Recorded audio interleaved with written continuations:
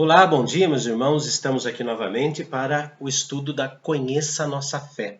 Esta classe tem por objetivo preparar aqueles que querem fazer pública a profissão de fé na Igreja Presbiteriana, aqueles que já são membros da igreja e fizeram a classe de catecúmenos, mas querem fazer uma reciclagem, querem tirar dúvidas, e também para os membros da igreja que vieram de outras denominações e não fizeram a classe, simplesmente foram colocados como membros, e precisam conhecer as nossas doutrinas, a nossa Constituição, o nosso histórico. Então, este é o desejo e objetivo da classe. Nós estamos agora, desde a aula passada, conhecendo o Manual Presbiteriano, onde nós temos 3 elementos muito importantes. O primeiro deles é a Constituição da Igreja. Como que a Igreja Presbiteriana no Brasil todo é. Seria a nossa carta magna, da Igreja Presbiteriana devidamente registrada, e por isso que a Igreja Presbiteriana é considerada pelos órgãos públicos uma igreja que tem uma linha muito séria, tanto na sua doutrina quanto na sua conduta civil, como uma instituição civil.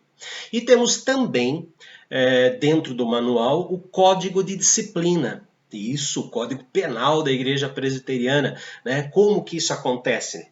Como que são as exclusões da igreja, como são as restaurações da igreja. Tudo isso em detalhes na outra aula nós vamos falar sobre o Código de Disciplina.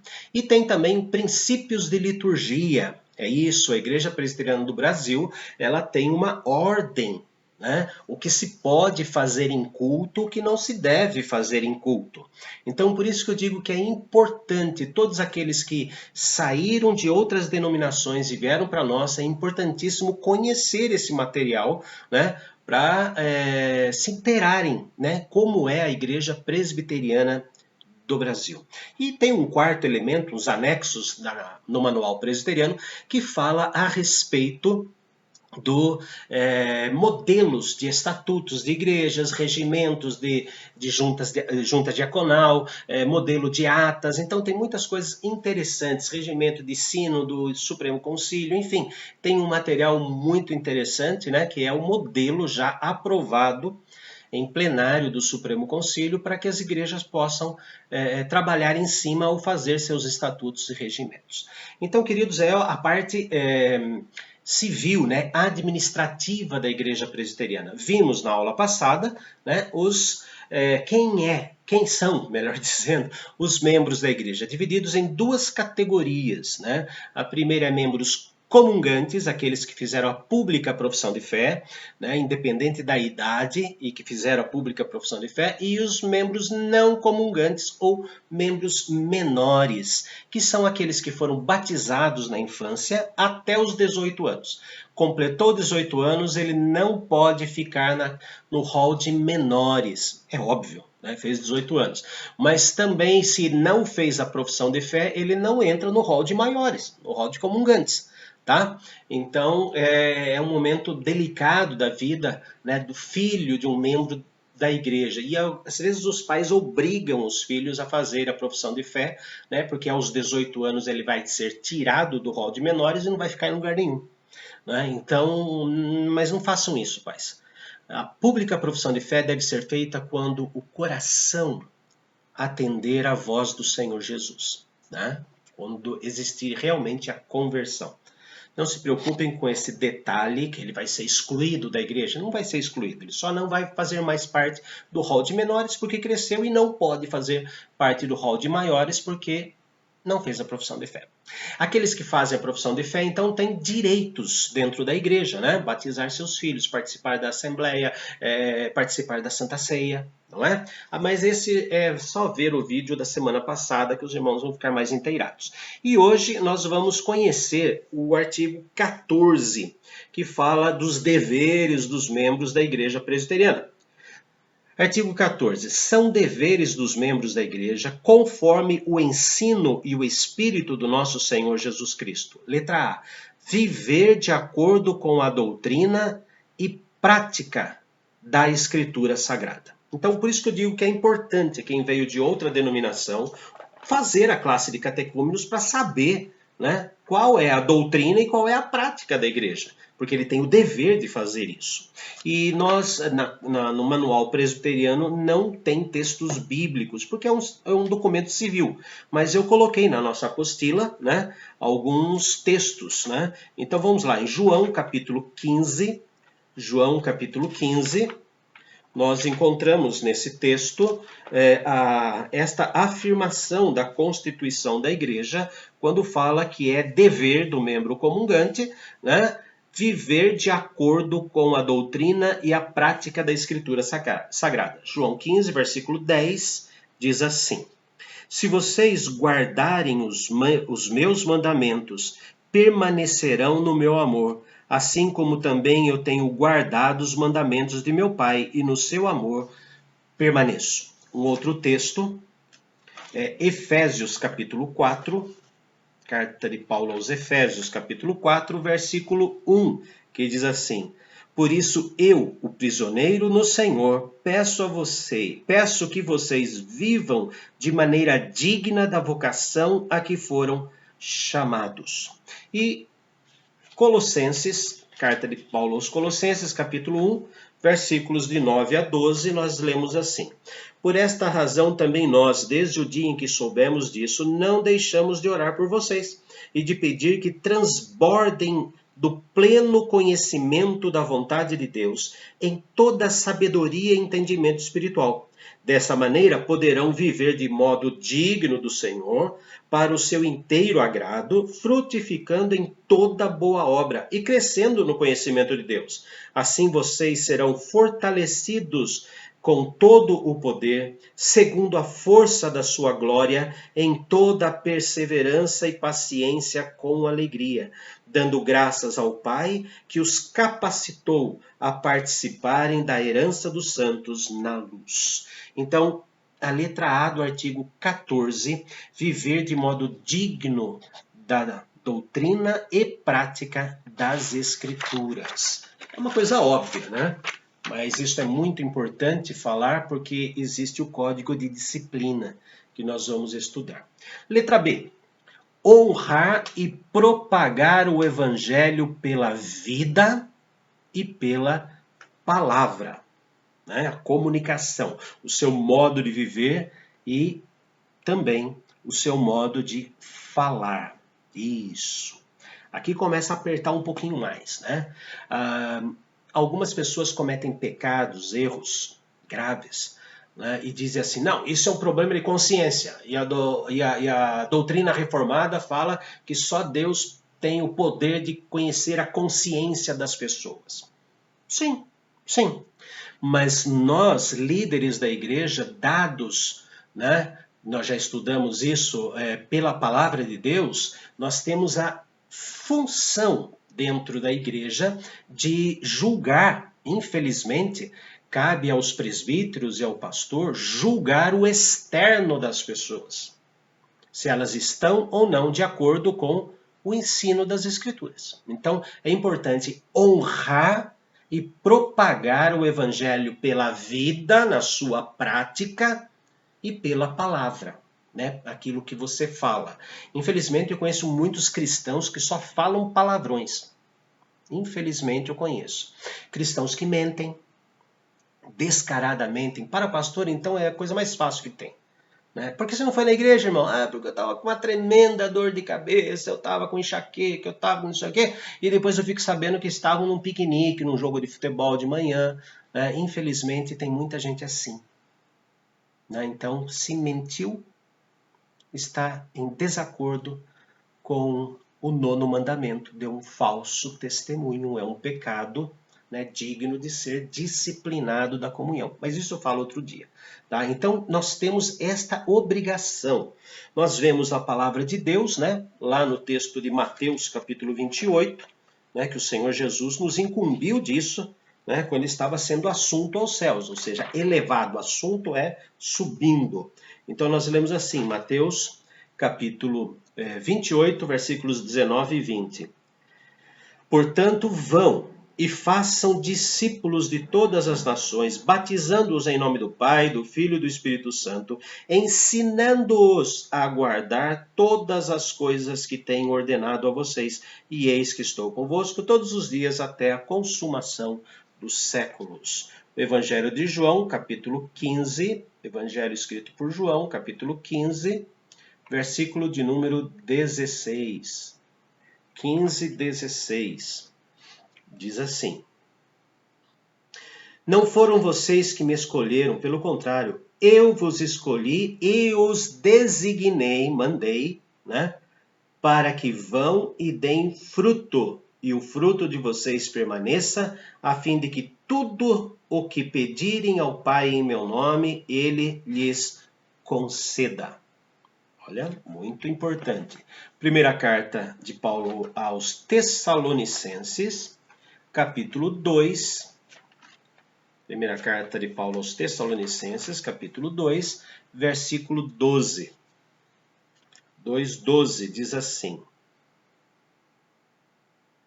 Exortando, consolando e admoestando vocês a viverem de uma maneira digna de Deus, que os chama para o seu reino e sua glória. Olha só. Vou repetir, exortando, consolando e admoestando vocês a viverem de uma maneira digna que o chama para o reino, digna de Deus, que o chama para o seu reino e sua glória. Fomos chamados para a glória de Deus. E um cristão que fala besteira, faz bobagem, mente, enche a cara, troca o culto por outra coisa, né? Não está vivendo para a glória de Deus, de forma alguma. Então ele não está honrando e nem propagando o evangelho do Senhor Jesus. E o Evangelho do Senhor Jesus, né? Alguns falam assim, por que, pastor, você corrige hinos, corrige cânticos? Por que você faz isso? Porque é a função pastoral. É a minha função. E eu recebi de Deus o dom espiritual do ensino. Então, eu tenho uma obrigação de corrigir aquilo que o povo canta. Eu dirijo o povo na adoração. E cabe, né, ao pastor esta correção. Leiam, por favor, Isaías capítulo 1. Vejam o culto irracional que acontece ali. Leiam Oséias capítulo 4, quando fala que por causa da falta do sacerdote, o povo está sendo destruído. Leiam Malaquias capítulo 2 e vejam o que Deus faz com o sacerdote, que não ensina o povo. E eu gostaria muito de ser reconhecido por Deus como Malaquias 2, 6 e 7.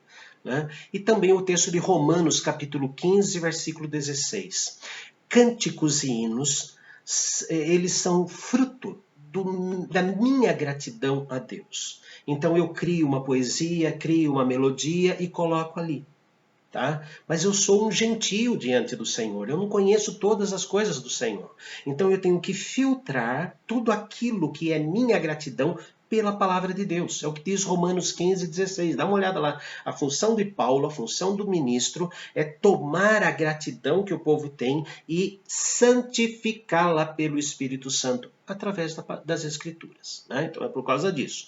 E Paulo nos ensina isso.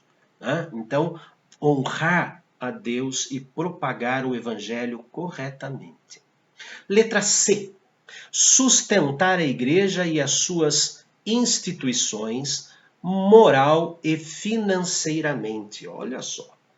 Faz parte do dever do membro sustentar a igreja e as instituições da igreja, os departamentos da igreja, as escolas que a igreja tenha, as ONGs que tenham o nome da igreja envolvido, todo o trabalho social da igreja de forma moral.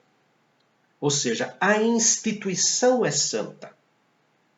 Tá? Não esqueçam disso. A instituição é santa, mas constituída de pessoas pecadoras. Então essa história de que todo mundo é farinha do mesmo saco é mentira. Né? Nós temos irmãos que são lindos em matéria de consagração, de santificação, mas temos alguns que têm dificuldades em exercitar a sua fé, Romanos 14, Romanos 15, né? Que nós devemos apoiar, e existe joio no meio do trigo. Então não é todo mundo farinha do mesmo saco. Tá? Então, nós defendemos a igreja como uma instituição. Mas quando o membro da igreja suja o nome da igreja, ele não está representando a igreja do Senhor Jesus. Não é? Então diz aqui, sustentar a igreja e suas instituições moralmente. A igreja não é pecadora. Pecadores são os homens, as mulheres, as crianças, enfim, aqueles que fazem parte da igreja. Né? E também financeiramente. O dízimo não é uma opção, é uma liberalidade do coração. Nós vamos falar especificamente sobre dízimo bem mais à frente, mas eu tenho que sustentar a igreja. Eu vou lá e fico lá, tenho ventilador, em algumas igrejas ar-condicionado, eu tenho revista escola eu tenho o pão da Santa Ceia, tenho o suco da Santa Ceia, mas que miséria, pastor. Tem luz no templo, tem som, mas as pessoas que mais reclamam das coisas materiais da igreja são aquelas que não são dizimistas. São as que não são dizimistas. Né? Mas o dízimo é bíblico. Algumas igrejas ensinam o dízimo completamente errado. Vou dar um spoiler aqui, né? Um adiantamento. Dízimo não é, eu não dou o dízimo do que eu quero receber de Deus, como aquelas denominações pregam. O dízimo é a minha obediência à palavra de Deus. Né? Malaquias fala sobre isso. Mas Malaquias é Velho Testamento, pastor. O Salmo 23 também é Velho Testamento. Os 10 Mandamentos também, Velho Testamento. Algumas pessoas têm uma mania de dizer que o Antigo Testamento não serve, porque é antigo. Algumas pessoas têm mania de falar, não, Malaquias não serve, mas o Salmo 23 serve. É voz de Deus, é palavra do Senhor. E lá em Malaquias fala, vocês estão me roubando nos dízimos e nas ofertas. Então, dízimo para nós, para a igreja presbiteriana, o que é? Primeiro, é fruto da sua gratidão a Deus pelo que Ele te deu no mês passado.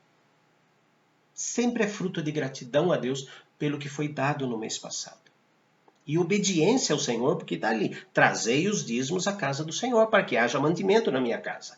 Então, entrega o dízimo. E em segundo lugar, o dízimo é uma confiança no Deus da providência. Não vai me faltar. Deus vai providenciar durante este mês que eu estou correndo, Deus vai abençoar esses 90% até eu receber o próximo pagamento. Então, dízimo para nós é isso, é para o sustento material da igreja e também minha maneira de mostrar a minha gratidão a Deus e minha confiança em Deus. Mas vamos prosseguir aqui. Malaquias, eu falei do texto de Malaquias, né? Malaquias capítulo 3, versículos 8 a 12. Exatamente vai falar sobre esse texto do dízimo. Malaquias 3, 8 a 12. Será que alguém pode roubar a Deus? Mas vocês estão me roubando e ainda perguntam em que te roubamos? Nos dízimos e nas ofertas. Com maldição, vocês são amaldiçoados porque estão me roubando, vocês, a nação toda. Tragam todos os dízimos à casa do tesouro para que haja mantimento na minha casa. Ponham-me à prova nisto, diz o Senhor dos Exércitos, se eu não lhes abrir as janelas do céu e não derramar sobre vocês bênção sem medida. Por causa de vocês, repreenderei o devorador para que não consuma os produtos da terra e não deixarei que as suas videiras nos campos fiquem sem frutos, diz o Senhor dos Exércitos. Todas as nações dirão que vocês serão felizes, porque vocês serão uma terra de delícias, diz o Senhor dos Exércitos. Então, sustentar a causa moral e financeiramente. Letra D. Obedecer às autoridades da igreja enquanto estas autoridades permanecerem fiéis às Escrituras. Olha bem o que o texto fala, né? Enquanto estas autoridades permanecerem fiéis às Escrituras. É a submissão às autoridades. Isto é uma coisa que está assim perdendo as estribeiras, né? Então, quando eu faço a pública profissão de fé, eu vou prometer isso. Você promete obedecer às autoridades na igreja constituídas enquanto forem fiéis às Escrituras? A pessoa tem que dizer sim, daí ela faz a pública profissão de fé. Mas eu tenho visto em muitas igrejas que eu passei, pessoas que só abrem a boca para falar mal do conselho da igreja, por exemplo, daquele presbítero. Eu acho que não fizeram catecúmenos e nem leram os textos bíblicos que nós vamos ler daqui a pouco. Né? Nós estamos na igreja para obedecer àqueles que são os mais velhos, têm mais experiência do que nós nas Escrituras, ok? Respeitá-los e, ao mesmo tempo, para corrigi-los, diz o texto, enquanto estas autoridades permanecerem fiéis às Escrituras. Eu estou prometendo que eu vou ler as Escrituras, estudar as Escrituras, né, para ver se não só para ver, né, para me alimentar espiritualmente, é claro, mas perceber se tal autoridade da igreja está sendo bíblica ou não. É importantíssimo isso. Eu vou dar o texto, mas é muito longo, mas eu peço que vocês leiam, por favor, em casa. Atos, capítulo 15. Atos 15, de 22 a 35. Atos, capítulo 15, 22 a 35.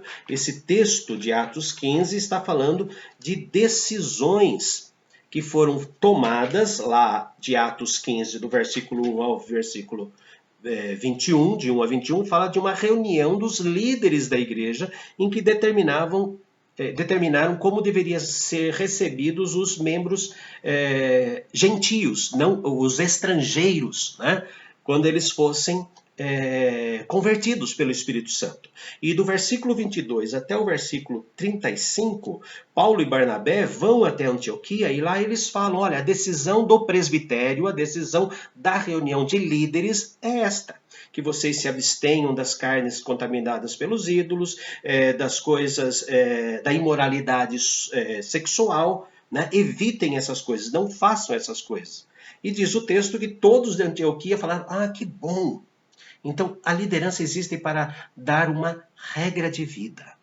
Romanos, capítulo 13, para aqueles que gostam de falar mal da liderança do país, liderança da cidade e tal. Romanos 13, de 1 a 7, nos ensina que todas as autoridades foram instituídas por Deus. Todas. Até mesmo aquele fulano de tal. E quem vai julgar o íntimo dessas autoridades é o próprio Deus. Né? Deus fez Faraó ser Faraó. Deus fez Herodes ser Herodes. Mas Deus tem uma finalidade tanto para os governantes ruins quanto para os governantes bons. E diz que toda autoridade é instituída por Deus e por isso ela traz a espada. Por isso é que ela defende. A espada não é para dar umas palmadas quando alguém erra. A espada, na época romana, é para matar os desobedientes e proteger os obedientes. Então nós vemos aqui a princípio de autoridade e submissão à autoridade. Primeira carta de Paulo aos Coríntios, capítulo 5, versículos 9 a 11. 9 a 11. Existia um moço na igreja de Corinto que ele estava tendo relações com a sua madrasta, né? E com o pai vivo tendo relações com a madrasta, né? E a igreja sabia e ficava quieta. Deixa para lá. Mas lá em Atos 15 já foi determinado que era para se abster, né? Para não praticar imoralidade sexual. Então Paulo diz o seguinte, Atos 15, primeira carta aos Coríntios 5, de 9 a 11, o apóstolo Paulo diz assim: na outra carta, já escrevi a vocês que não se associem com os impuros. Refiro-me com isto, não propriamente os impuros desse mundo, aos avarentos, ladrões ou idólatras, pois nesse caso vocês teriam de sair do mundo. Mas agora escrevo a vocês que não se associem com alguém que, dizendo-se irmão, for devasso, avarento, idólatra, maldizente, bêbado ou ladrão, nem mesmo comam com alguém assim. Pois com que direito haveria eu de julgar os de fora? Mas será que vocês não devem julgar os de dentro? Os de fora esses Deus julgará. Expulsem o malfeitor do meio de vocês. Então, Paulo, a palavra de Deus nos diz que as autoridades existem para o julgamento. E nós só podemos julgar o externo das pessoas. Isso é uma responsabilidade que nós não gostaríamos de ter. Mas Deus nos deu esta autoridade. Os de fora, Deus que julgue, mas os de dentro, ele capacitou a liderança para julgar. Tem outros textos bíblicos que eu gostaria que os irmãos lessem, né? Está na apostila. Primeira carta a Timóteo, capítulo 5, de 17 a 25. Segunda carta de João, só tem um capítulo lá. Segunda carta de João, 7 a 11. E terceira carta de João, 9 a 12. Né? Na segunda carta de João fala daqueles que ensinam errado sobre Jesus. Não conversem com eles, nem lhes deis boas-vindas, diz o versículo 11. E na terceira carta de João, de 9 a 12, ele dá o nome. Ele dá o nome das pessoas. Tem gente que não gosta quando nas pregações se fala nome de denominações e nome de pessoas que estão deturpando a palavra de Deus, mas isso é bíblico. Isso é bíblico. João fala do Diótrefes, que não só impede que João vá até lá, como não lê as cartas que João manda para aquela igreja. E João fala, eu vou enfrentá-lo face a face. Ao contrário de Diótrefes, tem o Demétrios, que é uma pessoa excelente nessa igreja. Então, pastor, fala mal disso, daquilo. Presta atenção na Bíblia, vá conhecer as Escrituras. Antes de repreender fora de contexto, vá conhecer as Escrituras. O próprio apóstolo Paulo falou de Alexandre, falou de outras pessoas, né, que estavam sendo prejuízo. E a palavra que ele usa é câncer na igreja. Tais pessoas é como um câncer, um tumor dentro da igreja. Porque nós sabemos que dentro da igreja existem pessoas muito boas e pessoas ruins. Infelizmente, isso tem em todos os lugares, não é? Mas cabe à liderança da igreja observar isso. Observar isso. Vou pegar um outro texto que não está registrado na apostila, que é Romanos capítulo 16. Romanos 16. A partir do versículo 17. Olha só o que o apóstolo Paulo escreve no final desta carta maravilhosa. Eu amo Romanos, né? O Evangelho segundo Paulo, né? Para os exagerados como eu que gostam de Romanos. É como se Paulo escrevesse o Evangelho. É o resumo da Bíblia toda. Mas veja lá, Romanos 16, a partir do versículo 17, diz assim: Irmãos, peço que notem bem aqueles que provocam divisões e escândalos, em desacordo com a doutrina que vocês aprenderam. Notem bem, prestem atenção. Afastem-se deles, porque esses tais não servem a Cristo nosso Senhor, e sim ao seu próprio ventre. Com suaves palavras e lisonjas, enganam o coração das pessoas simples. Olha, pois a obediência de vocês é conhecida por todos, por isso me alegro por causa de vocês. Quero que sejam sábios no que diz respeito ao bem e simples no que diz respeito ao mal, ou seja, sai de perto. Ele está relembrando as palavras de Jesus, não é? Astutos como a serpente, simples como a pomba. A pomba, se você chega perto, ela sai voando. A serpente se prepara. Né? Então, simples. Mas notem bem os que provocam divisões, afastem-se deles. E tantos outros textos que tem aqui. Por isso, as autoridades foram constituídas na igreja, e na nossa igreja em particular, pela Assembleia Geral Extraordinária. A nossa igreja não tem chapas. A nossa igreja é proibido fazer campanha. Campanha é coisa do mundo. Dentro da igreja, quem escolhe e coloca no coração dos membros é o Espírito Santo. Por isso que a Assembleia Geral Extraordinária, no meu entender, faz parte de um culto.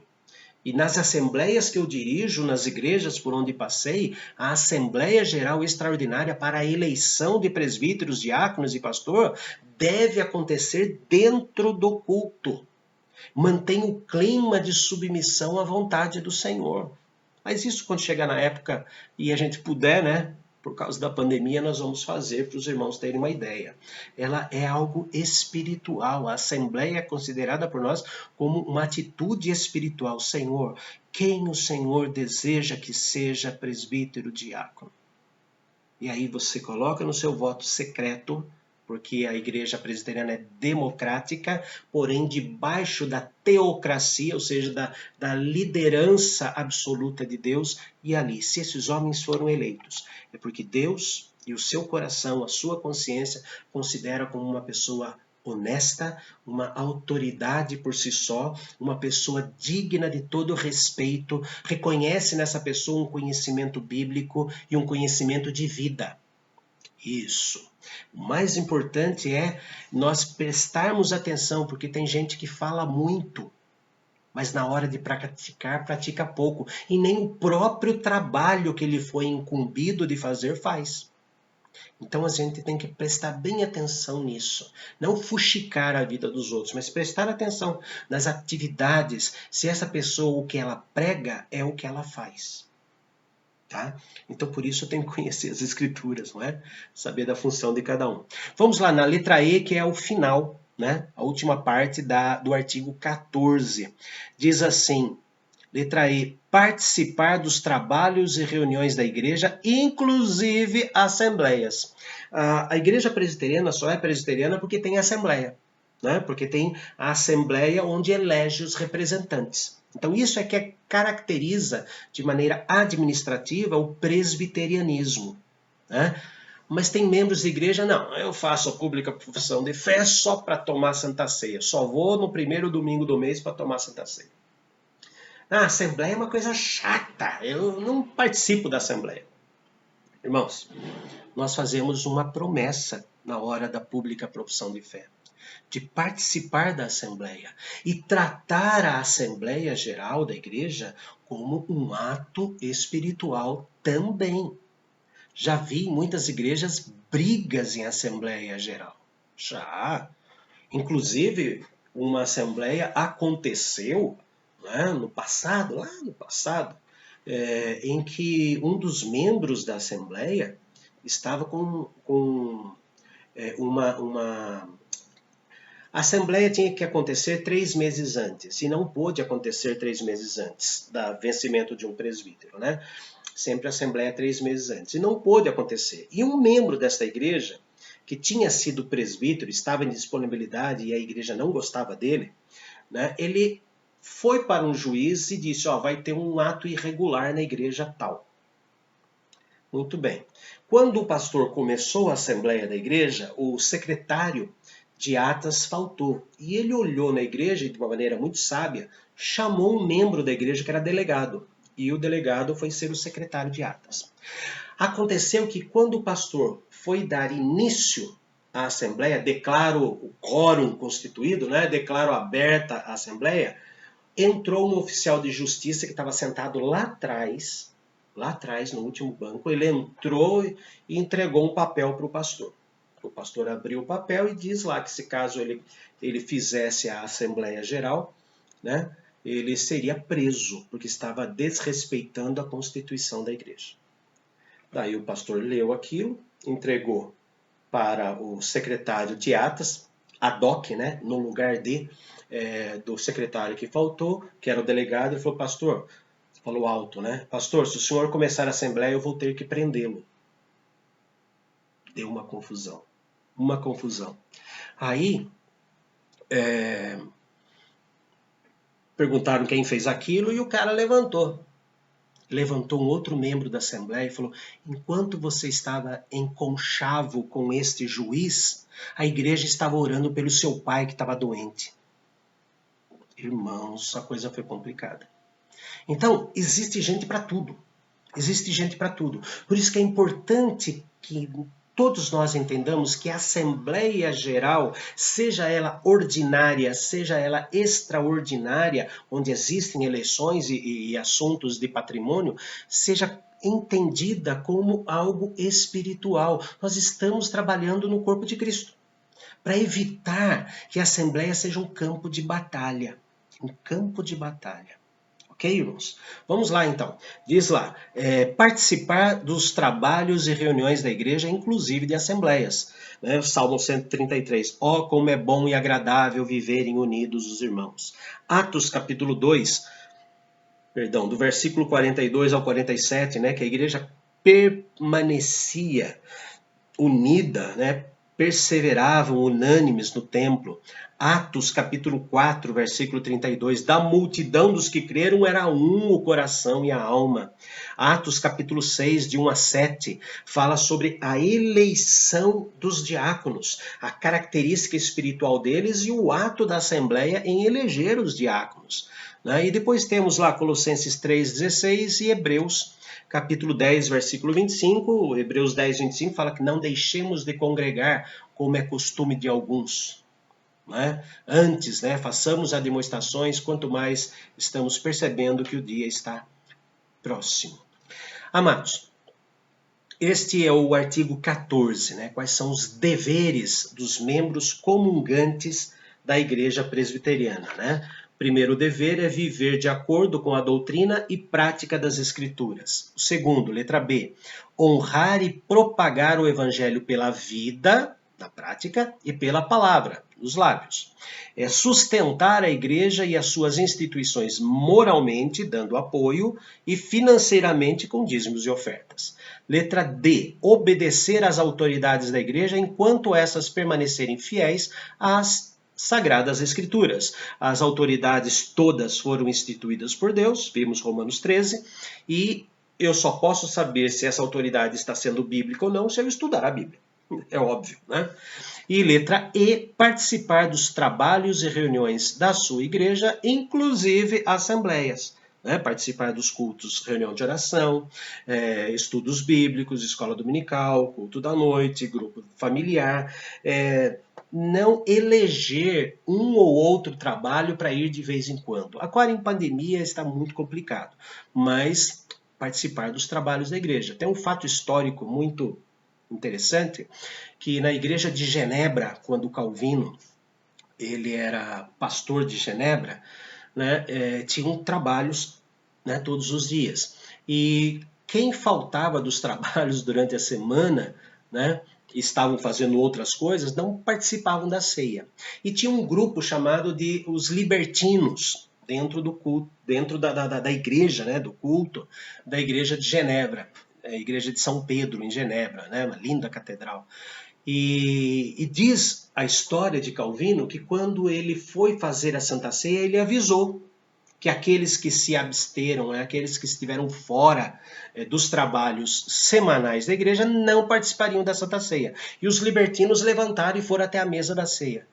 E por incrível que pareça, os presbíteros cada um tirou a sua espada, usava naquela, e protegeram a mesa da Santa Ceia dos libertinos. Então a fidelidade às autoridades depende do texto bíblico, depende do conhecimento bíblico e participar das reuniões, inclusive das assembleias. Ok, irmãos? Queridos, 2 avisos. Mandem perguntas. Mandem perguntas para que o nosso grupo seja um grupo interativo. Você pergunta, eu respondo durante a semana sem problema algum. E o segundo aviso que eu tenho que dar é o seguinte, para auxiliar a secretaria da escola dominical, eu peço que todos vocês que viram este vídeo, mandem para mim, pastor, eu vi, que seria a nossa chamada. Tudo bem, irmãos? Então, assistam, depois façam perguntas, se tiverem perguntas, e escrevam no nosso grupo de WhatsApp, Conheça a Nossa Fé. Pastor, eu assisti. Presente. Assim nós auxiliaremos as nossas secretárias da escola dominical para continuarem o trabalho que elas estão desenvolvendo com muita alegria, com muita disposição, mesmo em pandemia, estão fazendo esse trabalho de estatística da nossa igreja. Beleza? Ótimo. Então vamos orar. Ó Pai bendito, nós conhecemos hoje um pouquinho mais a respeito da igreja presbiteriana, principalmente dos deveres dos membros da igreja. São deveres óbvios, né? São deveres daqueles que se converteram e escolheram a igreja presbiteriana para servirem a ti. Por isso nós pedimos a Deus que o Senhor dê a eles, a todos nós, conhecimento tanto da tua palavra, que é essencial, quanto do sistema da igreja. A igreja que escolhemos, mais uma vez eu digo, escolhemos para servir a ti. Nos ensine, ó Deus, a ensinar também, para que sejamos claros e assim os teus filhos permaneçam na igreja por concordarem com todos os detalhes dela. Abençoa cada família, cada membro da igreja presbiteriana aqui na nossa cidade e que seja para a tua honra e glória o viver de cada um. Em nome de Jesus. Amém. Na semana que vem, nós vamos estudar o artigo 15, que fala sobre como é que se perde o privilégio, como é que se deixa de ser membro da igreja presbiteriana. Tá? E ao estudarmos esse artigo 15, né, nós vamos ver também um pouquinho, né, do código de disciplina da igreja. Tá? Vamos simular aqui algumas situações para explicar melhor o artigo 15 e dar uma visão geral do código de disciplina. Um abraço para todos e que Deus abençoe ricamente a vida de vocês.